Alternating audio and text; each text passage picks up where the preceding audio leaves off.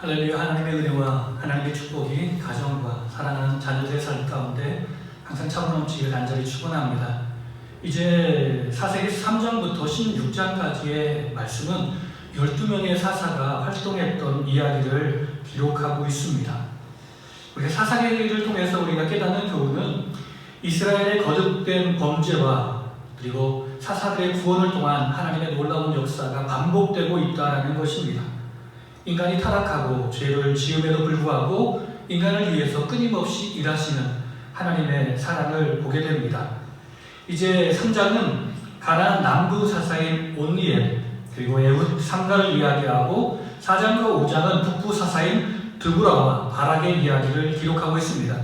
여기 12명의 사사가 이렇게 나와 있는데요. 온니엘, 입사, 그리고 단지파에서는 삼손. 그래서 전국적으로 이스라엘의 그 사사들이 한두 명씩 다 포진해 있는 것을 보게 됩니다.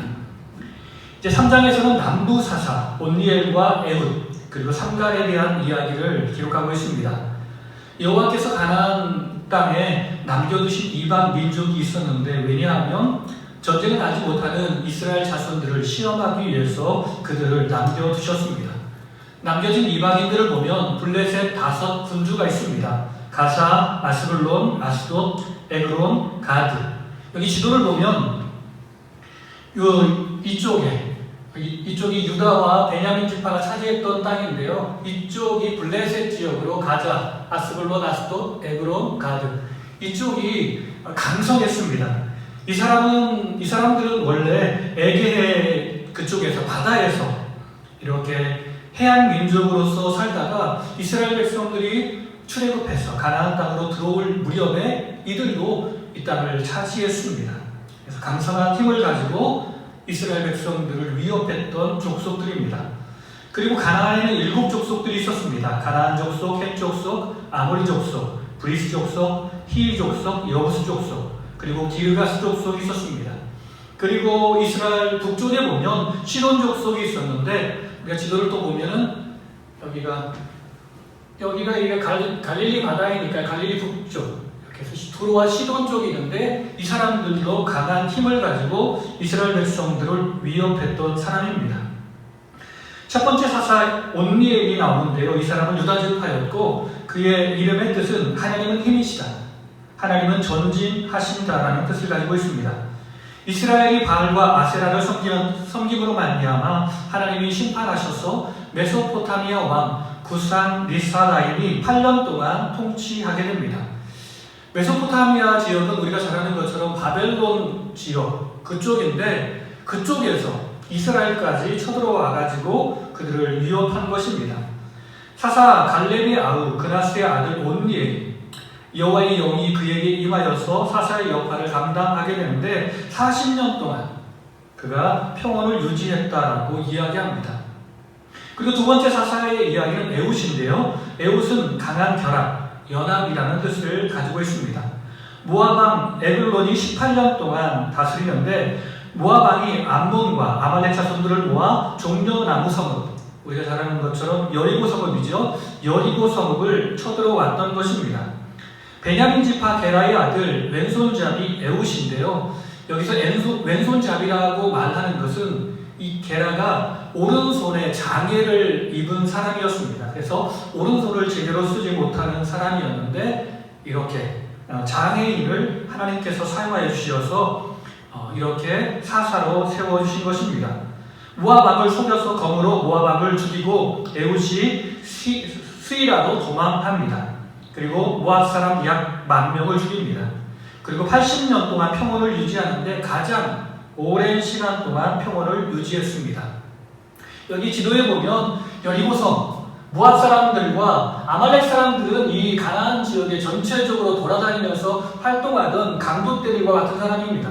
그런 사람들이 힘을 모아가지고 여리고로 왔는데 에훗이 이쪽으로 와서 공물을 바친다라는 거짓말을 해가지고 품속에 칼을 품어가지고 그 사람 아무도 없는 사이에 제가 조용히 긴밀한 말을 한다고 속여서 들어가서 이렇게 죽이게 되었습니다.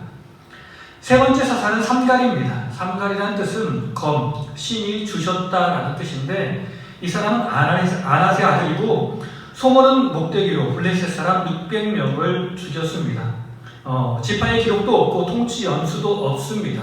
사람들은 생각하기를 에훗 시대와 같은 시대가 아닌가라고 생각합니다.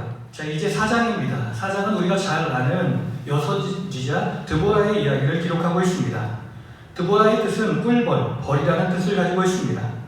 에훗이 죽은 이후에 이스라엘 백성들이 반복되게 여호와를 배반하고 악을 행하였습니다. 하솔 왕 야빈이 20년 동안 통치를 했는데 그의 군대 장관 시스라와 함께 그리고 그의 강력한 무기가 있었다면 철병거 900승이 있었습니다. 라피도세 안에 여선지자 드보라가 있었는데 라마와 베델 사이 종려나무 아래에서 재판하는 일을 했다고 합니다. 그 사람이 여자였음에도 불구하고 모든 그 마을의 전반적인 일을 감당하는 재판관의 역할, 사사의 역할을 감당한 것입니다. 이제 하나님의 부름을 받은 드보라가 전쟁을 위해서 바락을 부릅니다. 납달리 게데스에 있는 아비노함의 아들 바락을 부르는 드보라. 납달리 스불론 자손 10,000명을 거느리고 다볼산으로 가라. 기손강에서 전투가 있으리라라고 이야기합니다. 그때 바락은 드보라를 향해서 당신이 나와 함께하면 내가 가겠습니다라고 이야기합니다. 드보라가 시스라를 여인의 손을 빌려서 죽일 것이다라고 하나님이 섭리하셨다라고 이야기합니다. 그리고 드보라와 바락이 군대 10,000명을 이끌고 게데스에 모이는데 모세의 장인 호밥의 자손 중 겐사람 헤벨이 자기 장막을 게데스와 사하나님 상수리 나무 곁에 두었습니다. 이제 여기 보면 여기가 사하나님 상수리 나무인데요. 나중에 그 이스라엘 백성들이 전쟁에 승리하고 시스라가 이쪽으로 친분이 있어서 이쪽으로 도피하게 되는데 야엘의 아내였던 아내가 이 시스라를 이렇게 맛있는 것을 주어서 우유를 주고 먹을 것을 주어서 잠들게 하고 잠든 사이에 장막의 말뚝으로 시스라를 죽이는 이야기가 기록되고 있습니다. 그렇습니다. 바락과 시스라의 전투 이야기를 보면 여호와께서 이스라엘 백성들에게 승리하게 하셨습니다. 시스라가 헤벨의 장막으로 도망을 가는데 헤벨의 아내 야엘이 장막 말뚝으로 시스라를 죽입니다. 이스라엘이 가나안 왕 야빈을 진멸했습니다. 그렇습니다. 이제 5장은 전쟁에 승리한 드보라와 바락의 노래를 기록하고 있습니다.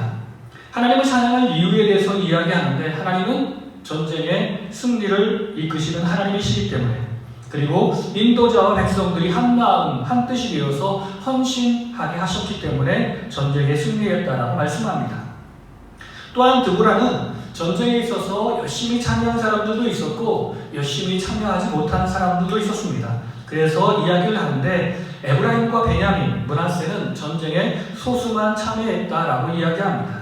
그리고 스불론과 납달리 사람들은 전심으로 최선을 다해서 참여했고 전쟁의 승리를 이끌었습니다. 그런데 루벤 지파는 전쟁에 간다라고 이야기를 했지만 전쟁에 참여하지 않은 지파였습니다. 그리고 전쟁의 승리의 1등 공신이라고 말할 수 있는 헤벨의 아내 야엘을 칭찬하고 있습니다. 말씀을 통해서 깨닫는 교훈은 첫 번째 보면 하나님의 사람은 하나님의 영이 임할 때 하나님의 일을 할 수 있습니다. 모든 일들을 내 힘과 내 능력으로 하는 것이 아니라 모든 교회의 사역, 하나님의 사역은 성령 충만할 때 가능한 것입니다. 두 번째, 하나님은 연약한 자도 불러 사용하십니다. 하나님께서 세우신 사사 중에 에훗은 연약하고 부족한 사람, 오른손을 쓰지 못하는 장애우였지만 하나님의 놀라운 도우심과 능력으로 말미암아 하나님의 큰 일을 감당할 수 있었습니다. 그렇습니다. 우리가 연약해도 하나님이 사용하시면 큰 일을 이루실 줄 믿습니다. 그리고 마지막 교훈은 동료의 어려움을 보고 외면하면 안 됩니다. 드보라와 바락이 열심히 전쟁에 나와 싸울 때 모든 지파들이 협력하면 좋을 텐데 협력에 적극적으로 동참한 사람들도 있었고 그냥 적당히 동참한 사람들도 있었고 동참하지 않은 사람들도 있었습니다. 하나님의 일은 협력하여서 하나님의 의를 이루어 나가는 것입니다. 오늘 이 하루가 하나님의 놀라운 성령 충만한 은혜와 우리가 부족함에도 불구하고 모든 사람들과 협력해서 하나님의 영광과 하나님의 의를 이루어 나가는 놀라운 하루가 되기를 간절히 축원합니다. 같이 기도하시겠습니다. 사랑이 많으신 하나님, 하나님은 주의 일을 항상 사람을 통해서 이루어 가십니다. 우리가 주의 도구가 되게 하옵소서. 주님, 나를 사용하여 주시옵소서. 다른 사람이 어려움에 부닥치면 외면하지 않게 하시고 그들을 사랑하는 마음으로 가서 돕게 하시고 힘이 되어주게 하옵소서. 내게 성령 충만을 주시어 오직 성령의 능력으로 모든 일을 잘 감당하게 하옵소서.